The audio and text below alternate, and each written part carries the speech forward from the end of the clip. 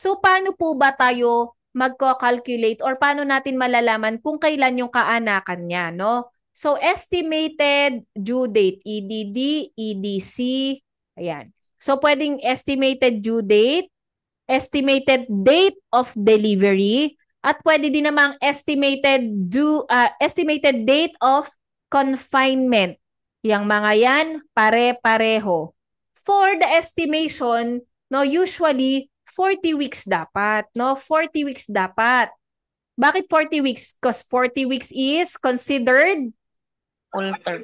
full term. Full term. Very good. Considered as full term. Yan ang tatandaan natin ha.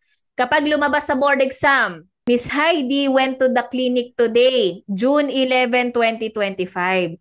And June 11, 2025 is her EDD. Now, what is her age of gestation? 40 weeks. 40 weeks. Very good. So, yan ha. Yan lamang. Malinaw na sa atin yan ha. May lumalabas na ganung question sa board exam. So, para makuha natin ang EDD, kailangan nating malaman yung LMP. So, unang patak ng regla dapat yan ha. Unang araw ng patak ng regla. Okay? Unang araw ng patak ng regla. O, tinagalog na natin para wala nang malilito dyan kasi sa board exam, may lumalabas na mga ranges of menstruation. So, halimbawa, LMP. Sinabi sa board exam, ang kanyang mens nag-start noong January 2 hanggang January 5. So, ano ang kanyang LMP? January 2. Very good. Very good, January 2. Paano na lang kung sinabi sa board exam na January 10 is the last day of her period. According to the patient, January 10 is the last day of her period. Okay? Now, she also states that the duration of her period is 5 days. 5 days daw tumagal ang kanya. So, when is the LMP?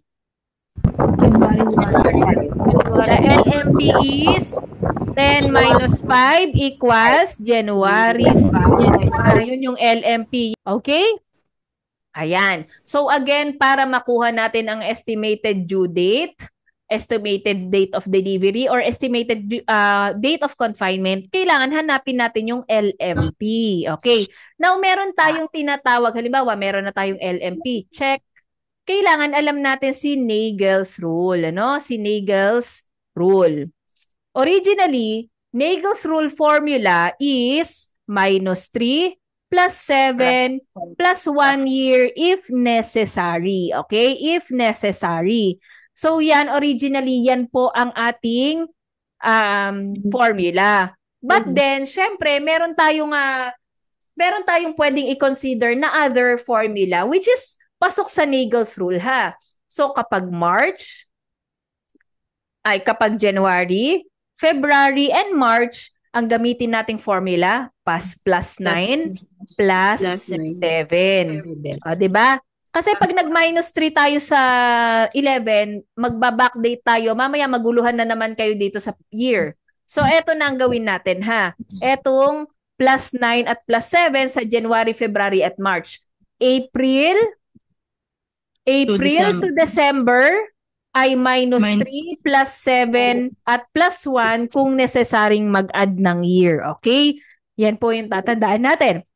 So for example, ang LMP ni nanay ay January 10. January 10, 2025. January 10, 2025. We need to calculate for the EDD. So 1, 10, 20, 25. Ano nga ba pag January? 9 po. Plus 9 plus 7. Okay. Plus 9 plus 7. So, bring down mo na si 2025. 9 plus 1, 10. 10 plus 7, 17. So, that's it. 10, 17, 20, 25. Okay? So, ganyan po tayo. So, again, okay, generally, ang rule ng Nagel's rule, ito ang formula ha. Generally, Ito ang formula ni Nagel's rule. But then again, para dumali ang ating buhay, ito gamitin natin ha sa January to March, +9 at +7. Pag April to December, -3 +7 +1. Okay. Now, let's do April to December. Tingnan natin. So, halimbawa naman, May 19, 2024. May 19, 2024. Kailan yung EDD niya? Kung May 19, 2024. 220. So, 5, 19, 2024. Halimbawa, yan yung given. Anong ating formula? +3. 9 + 7 + 1. -3 +7 +1. Ano? So, 5 - 3? 2. 2. 19 +7? 26. 26. And then 2024 +1? 2025. So, nanganak na siya no? February 26, 2025. Another example. Halimbawa lang, halimbawa nasa ano na tayo, sige, dito tayo sa November. Ito yung mga komplikado, nalilito sila.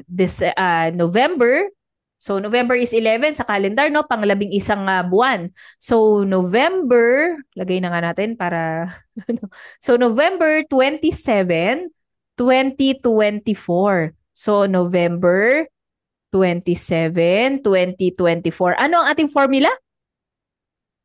-3. -3 +7 +1. Kasi bakit? November po. April to December, ito yung formula gagamitin natin. Okay, let's do it. 11 - 3? 11 - 3? 8 po. 8. 27 +7? 34. 34. 2024 +1? 2025, 'di ba? So sabi, manganganak daw siya August 34, 2025. May ganun bang date? Wala. Wala po. Okay. Para madaling intindihin, okay? Ang August, no? Ang August ay ilang araw meron sa August? 31 po.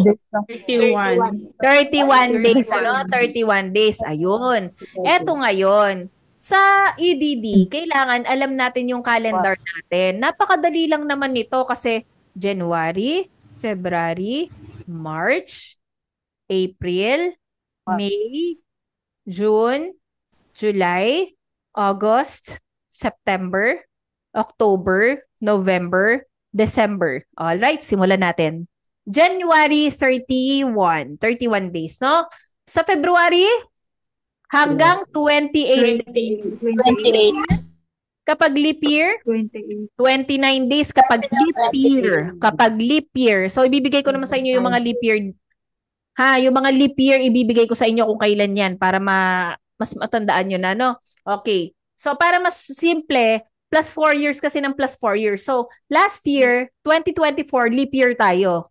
Okay? So, ano ang kasunod na leap year? 2028. Nakukuha. 8 po. And then next, 2032. Diba? Yes po. Ayan. Ngayon, 2025, leap year? Hindi. Hindi. Hindi. Okay. So, hindi. Ngayon, ang susunod, March, 31 days. Okay? Ang April, 30 days. Ang May, 31 days. Ang June, 30 days. Ang July, 31 days. Please mute your microphones. Please mute your microphones yung mga may hindi nasagot. Okay. Now, August, ilang days? 30 days. 31. 31 din ang August. 31. Magkasunod si July at August, 31. Si September, 30 days. Si October, 31. Si November, 30 days. Si December, may 31. 31. Okay. So, yan yung calendar natin, it's a must na malaman natin yan. Hindi pwedeng excuse yan na hindi ko po kasi alam yan eh. Hindi po, yan ang mga pangunahing kailangan nating malaman. The formula for Nagel's rule, anong gagamitin natin for January, February, and March? and formula for April up to December. At yung mga number ng araw sa ating kalendaryo, no? Ngayon, meron ba tayong August 34? Wala, di ba? Ilang araw lang ang meron sa August? 31. Hanggang 31. Okay, 31. So, ang gagawin natin, 34 minus 31? 3. 3. 3. Okay, 3. So, sa madaling sabi, August, 31 days lang ang meron. Para mapadali lang, i-minus na natin. And then, of course, plus 1 na to. So, 9, 3, 20, 25. Okay. Ganito po ha, ganitong kasimple naman in other explanation. August 34, wala pong ganyan sa kalendaryo. Hanggang 31 lamang. Okay? So, August 31, 34 daw. 31. 1, 2, 3. O, di September 3 na po, no? Nakuha. Ganyan lang kadali kapag tayo ay sumobra ng araw sa pagbibilang sa Nagel's Rule. Alright? Plus 1 sa month. Yes, plus 1 lang po. Kasi lumipat na ng buwan, di ba? Hindi na tayo August. Hindi na August ang ating ilalagay dito. No? So, alam na natin, mag-example pa tayo ng isa. Mag-example pa po tayo ng isa na ano. Yes. Okay, example pa tayo ng isa bago tayo maghiwa-hiwalay ngayong araw na ito. Okay. Ayan. So, ayan. So, please correct me ha. Minsan nalilimang ako sa pagko-compute eh. Minsan kasi laging tumatapat yung EDD sa mga kahulihang discussion na parang lutang na si ma'am. Ha? Aanuhan niyo ako ha? Sasawayin niyo ako pag lutang-lutang na ako. Okay. All right. So, ano kaya? Sige, gawin na naman natin December. Ang kanyang last menstrual period daw ay December 10. Ay, wag naman 10. Sige. December 10, 2024. O, compute nga tayo. Sabay-sabay tayong mag-compute. So, ano ang gagamitin kong formula, everyone?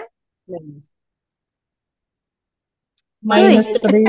Minus 3. Busy sila magsagot, oh. Minus 3. Minus Plus 1 plus 1. 7. Minus 3 plus 7 plus 1. Very good. Ayun ang mas malinaw. Minus 3 plus 7 plus 1 kasi December po eh, no? Now, 12 minus 3? 9. 9. 10 plus 7? 17. 2024 plus 1? 25. Okay, lahat ba ganyan ang answer? Lahat ba ganyan ang answer? Yes. September 17? Okay. Paano naman? Paano naman kung ang kanyang last menstrual period ay 31? So, December pa rin tayo. Ang ating formula pa rin ay minus 3 plus 7 plus 1. So, ano naman po ang ating isasagot?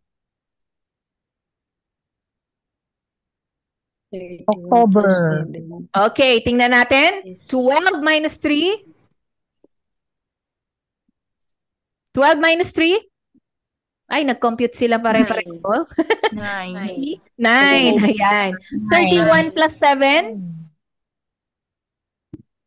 38. 38. 2024 plus 1? 2025. So, meron bang September 38, 2025? Wala po, no? Anong gagawin natin? Identify kung ilang araw ang meron sa September para i-minus sa 38. Ilang araw meron sa September? 30. 30. No? So, therefore, 38 minus 30 is equals to 8. Okay. Now, ano gagawin natin? September pa rin ba? October na, lumipat na ng buwan. So, lahat ba nakakuha ng October 8, 2025? Yes. Yes naman. All right. Okay, so that's it. Ganun lang mag-compute ng estimated due date.